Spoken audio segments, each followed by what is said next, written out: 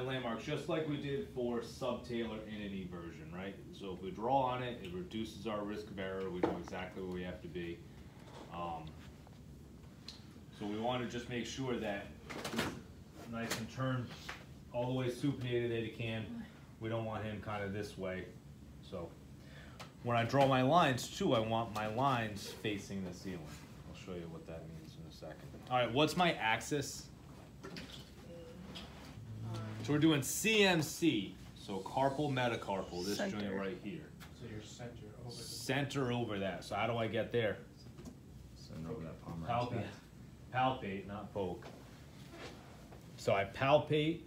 First I can just palpate his first metacarpal. Does that hurt? It doesn't feel wonderful. So palpate until you feel that bone really starting to round off, and that's where my axis is going to be. Okay? Now again, I want my axis pointing straight up to the ceiling. I don't want it falling off to one way or the other, right? Straight up as best as possible. What's my stationary arm?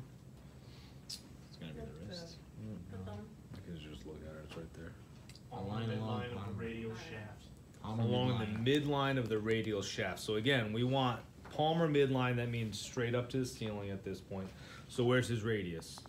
Kind of here to here, right? So midline, somewhere about there. How's that look? Pretty good? That's good. Looking like it's falling off just a little bit that way, maybe. All right, moving arm. The thumb. Along First the bony first prominence. palmar midline of the first metacarpal bone. Good, so we have to palpate, and that, you know, I don't want my line over this way, I want it straight up to the ceiling. So we palpate as best we can, dig through his thenar eminence. What's the other one?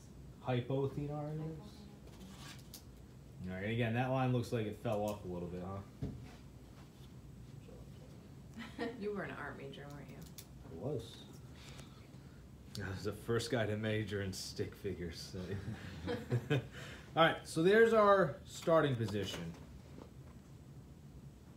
Alright, so he's starting.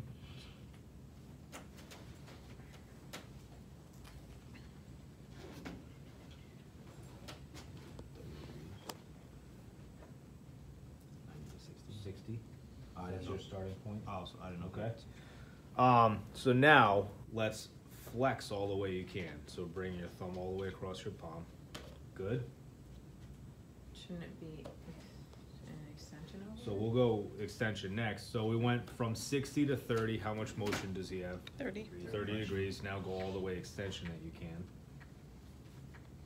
And we went to, we'll call it 70.